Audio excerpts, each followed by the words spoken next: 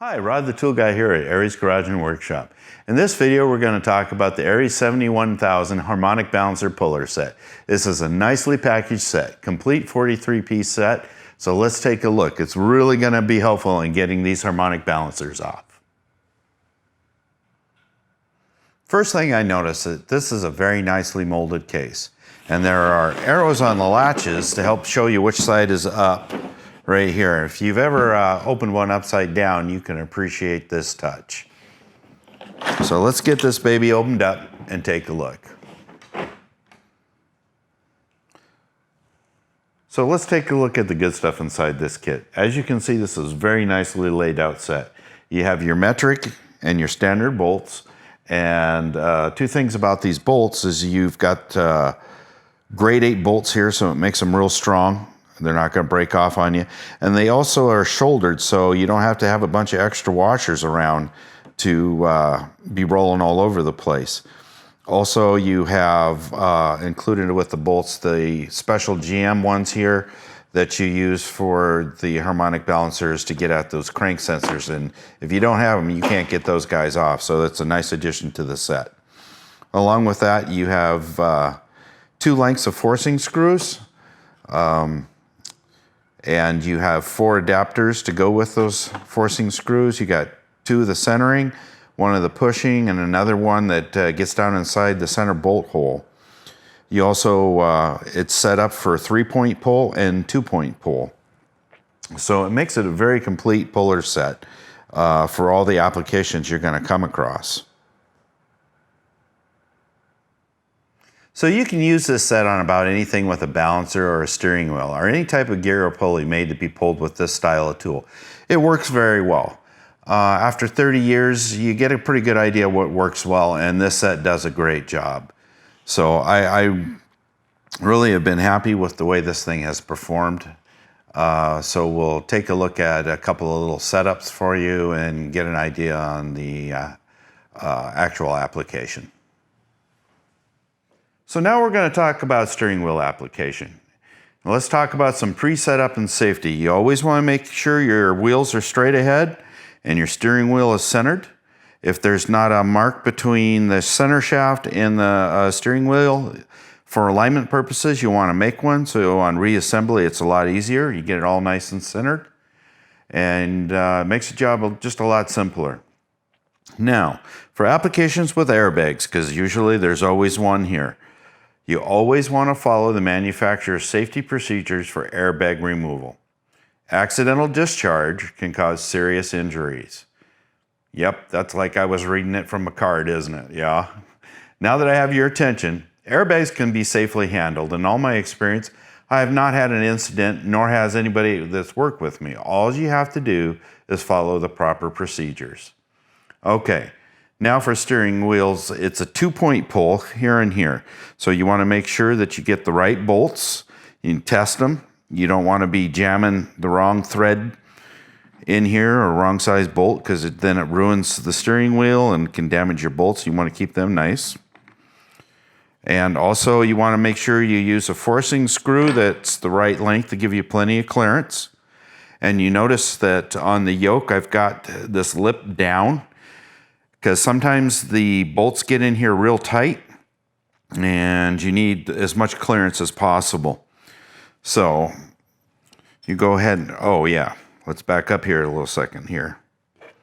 Now, on your center shaft, it's either going to have a centering hole in it, or it's going to be just flat. So you're going to have to use this guy here. And a lot of times it's just flat. So that's the one we're going to put on here for this demo. And now you want to make sure that you give yourself enough clearance to work with.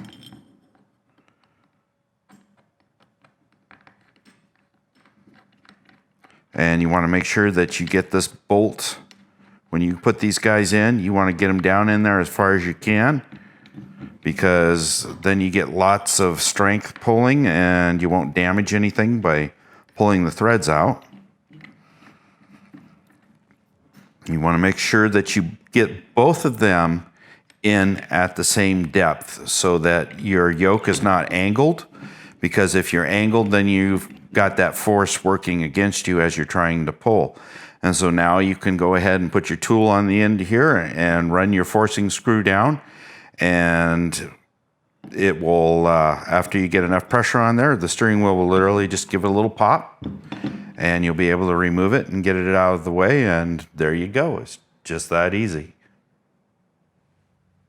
Okay, you can see that we're cheating a little bit here. We're on the bench. This way you can see it a little easier.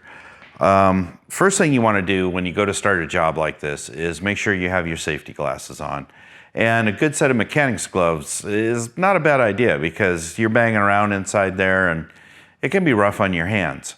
So you can see that you've got the 3-point pull set up here that'll match up to the 3 points on your yoke. And after you've removed that center bolt, you want to make sure that you've got the right size bolts here, that they thread in real easy. You're not forcing things. Your threads are clean. That way you're not messing things up. You want to get these things in there good and deep as you can to have the strongest ability to pull, because sometimes these balancers are stuck on there pretty good. And you want to make sure you're getting a good length on your forcing screw too, because as you can see how far in the nose of this is on the nose of the crank, and you've got to be able to pull this out, but you've got to have enough room for clearance between on your front wheel drive, your balancer and the inner fender well, and also on your rear wheel drive, your radiator. So that way, whatever tools you're using in there, whether it's a wrench, ratchet and socket, or a air tool, you have enough clearance for that so you can get in there and pull it.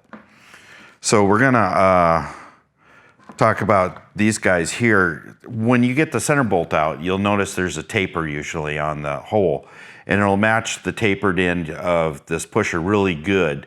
You just want to make sure you're not mashing the threads, so you can put it on your forcing screw just like that. Now, sometimes you don't have the ability to use this because of the way the hole is, or there's something in the way, and you have to go to the pusher rod style like this.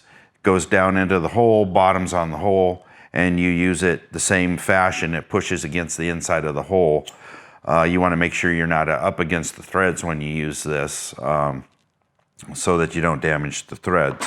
So we're going to get this guy all set up and see how it works and give you an idea of what it looks like. Okay, so you can see that we're all set up here. For this one, we're using the tapered guy. The important thing here is that you get your bolts in as deep as possible, all nice and square, all at the same height, because you want to keep things as square as possible, because if they're not, and this doesn't stay parallel, you're working at angles, and it takes a lot of force to do this, and the squarer it is, the easier it's going to go.